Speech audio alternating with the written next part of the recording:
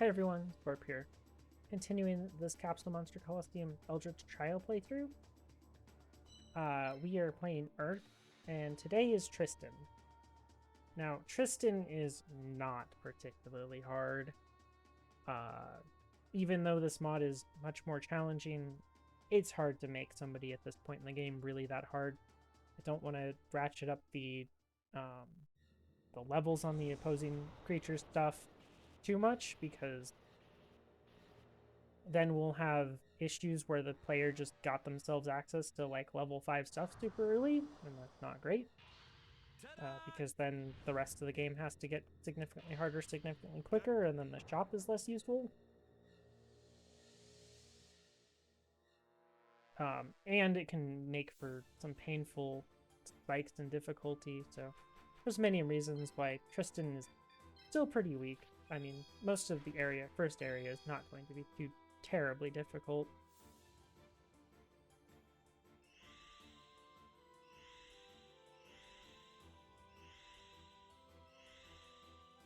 But he's going to be stronger than playing double Petite Moth, that's for sure.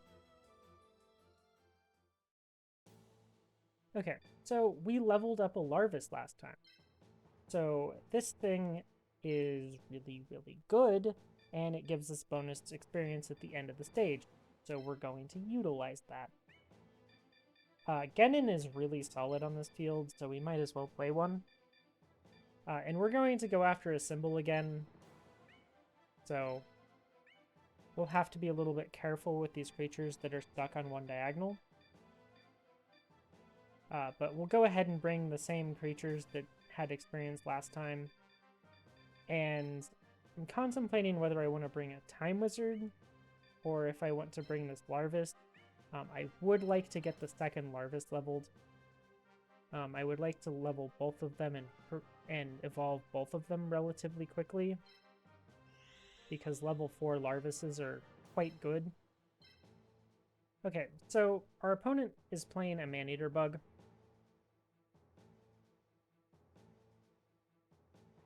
And this thing is basically a bishop in chess. So it can only attack one diagonal worth of pieces. So if I am on the other diagonal, like this,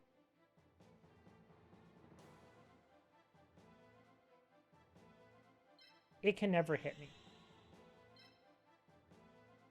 So my goal is to basically never get hit.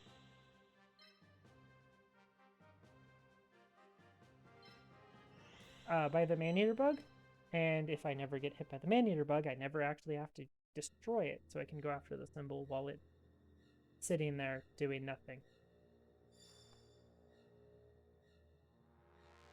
Okay, again, same thing as last time.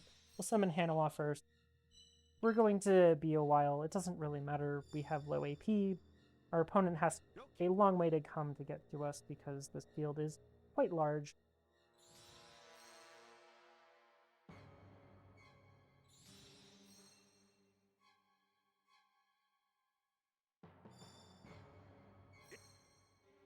It was actually kind of hard deciding what to actually give to Tristan. He doesn't exactly have like a archetype of things to actually give to him. Like, bad warriors is not really an archetype that exists.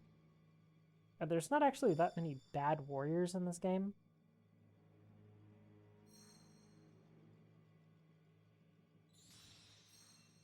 And Moon Envoy is one of the few that comes to mind. Masaki is another one.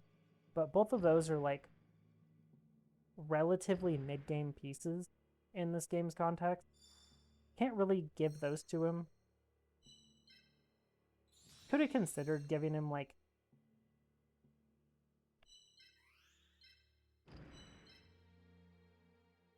Kaminari Kozu plus this electric lizard.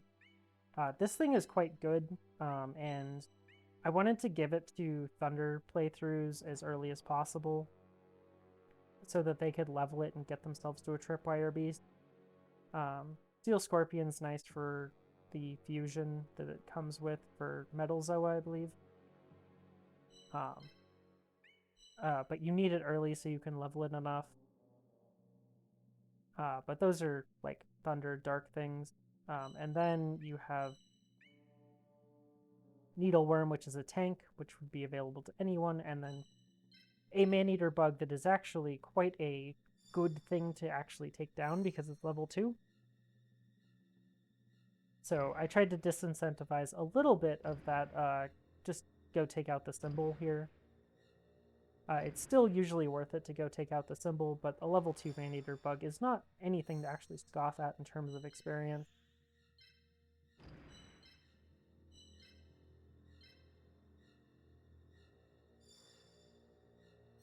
I also kind of had to stick with the wood and thunder attribute creatures here because of his field and how he plays. Kind of annoying, but it was kind of what had to happen.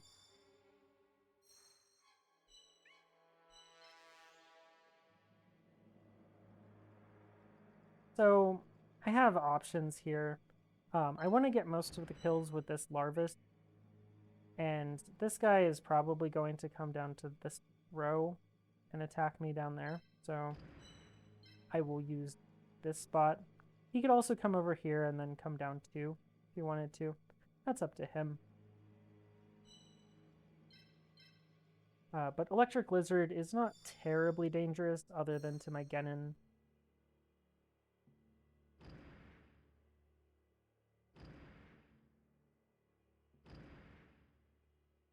Yeah, see where he moves it next turn. Again, this man-eater bug, either I'm all on the same diagonal, so he can't hit anything of mine.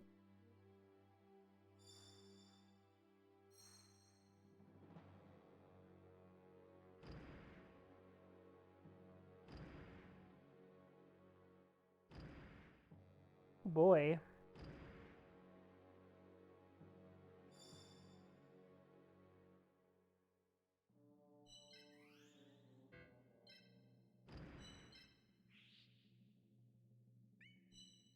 That is really good damage.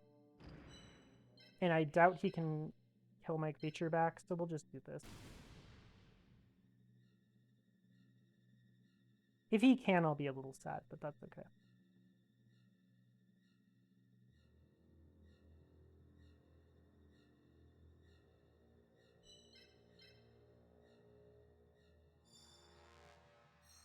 And we're also playing Earth, which is extremely tanky. So overall, we shouldn't have too much issue with our creature's HP.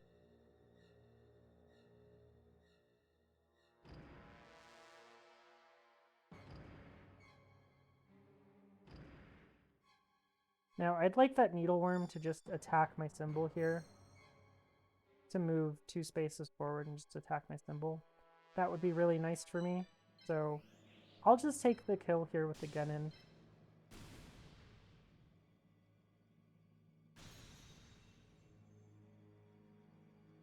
As you guys can see, that thing had a large bounty compared to Genin, so it gave it 42 experience, which is nice.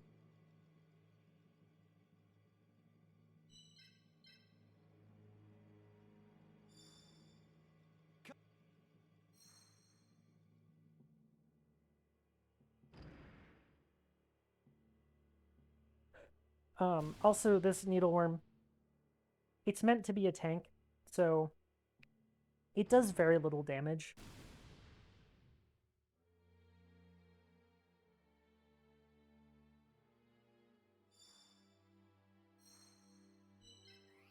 Now, I have all of the time in the world here if I want to take this Needleworm down.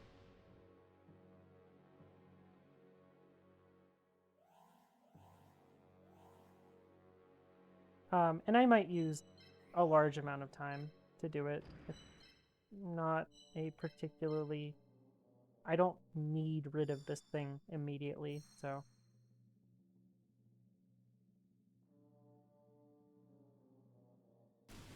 $50 damage at a time to a nearly 1000 HP symbol is gonna take like 19 turns to get through it.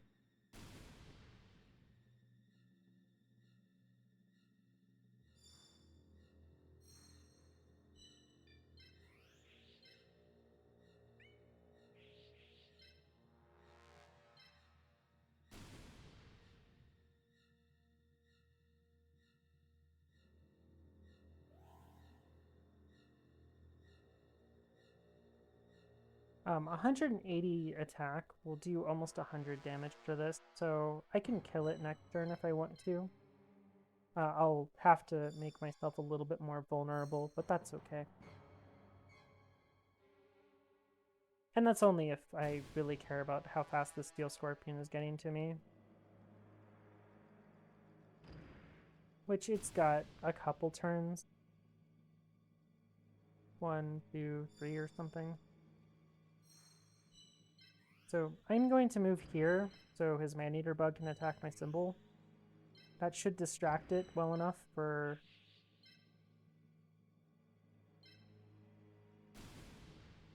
my Larvis to probably not get hit for this.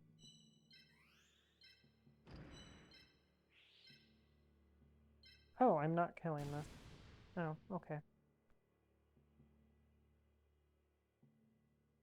Well, good thing this Genin is relatively tanky, so this Needleworm can't actually kill it. Hopefully the Needleworm stays put. I would like the kill on Hanawa if I can. And as you can see, the Maneater Bug actually does quite a bit more damage to my symbol than this Needleworm is doing.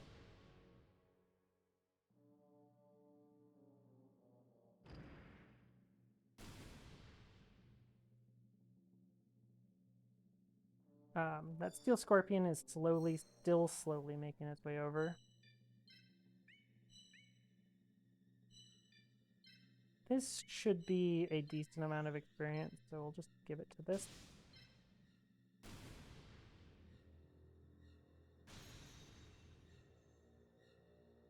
Yep, 30 experience. I'm probably not going to be able to kill a symbol with that.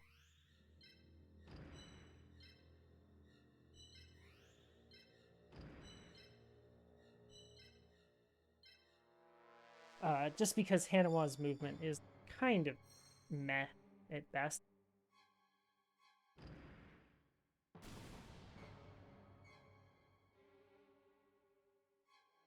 Okay, so how the Earth versus Thunder damage is calculated, it's actually quite nice for us because it just ignores Thunder's defense. When Earth attacks Thunder, it's great. Really not broken at all. It's absolutely absurd.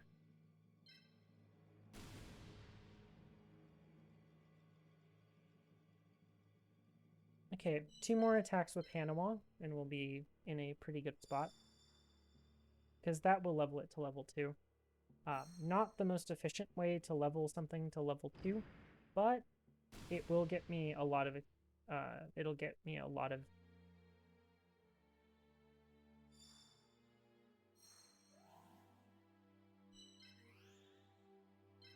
it does get me a lot of it gets me 1 extra point of experience at the end of the game. Also, I just had to move my Larvis to a place where he could hit it with this Maneater Bug, so I'm going to move my symbol in the way so he can't actually, you know, he'll go and attack my symbol over the Hanawa, or not the Hanawa, the Larvis. So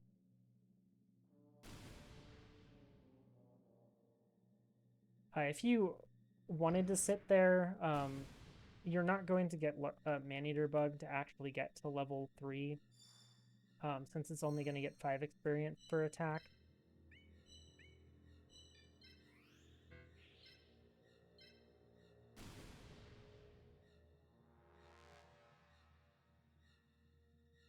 But hey, we get a level 2 Hanawa here.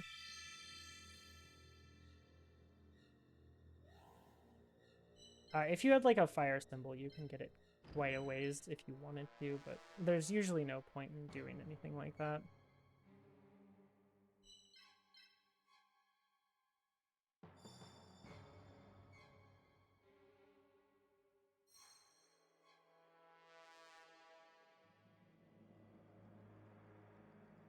So I am just letting my symbol take a hit here. I am going to start actually moving this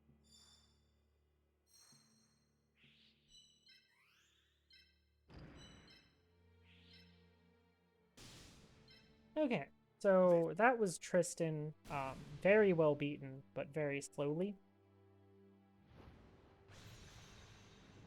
What? Why do we have to kill the symbol? I wonder.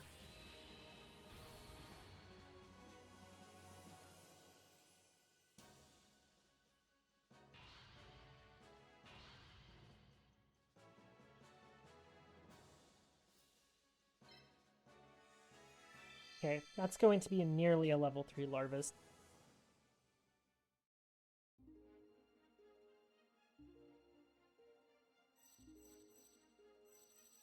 So this time we get 22 experience and all our stuff, including our symbol.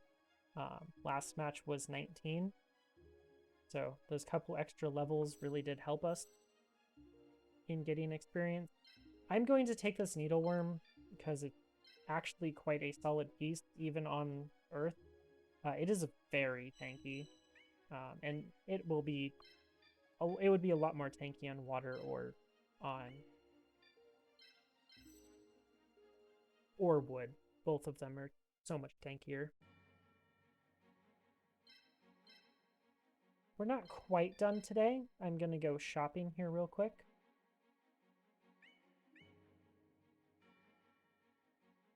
So far, this mod is pretty similar to the base game, but there's not much you can really do to these guys' AI to actually, make it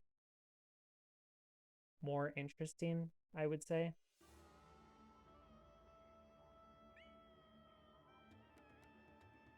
Because their AI is just so bad. And everyone's like, why can't modders just modify the AI? And I'm like, that's literally the hardest thing to change.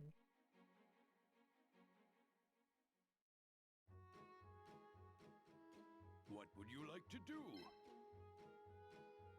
I'll be honest, it's probably easier to just change out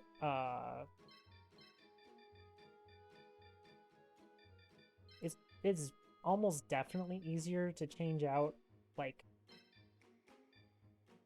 entire monster models than it is to modify AI. If you guys want to know how brutally hard that is. And while we're here, we'll just go ahead and manage monsters and put in those new things and take out the things we're never going to touch.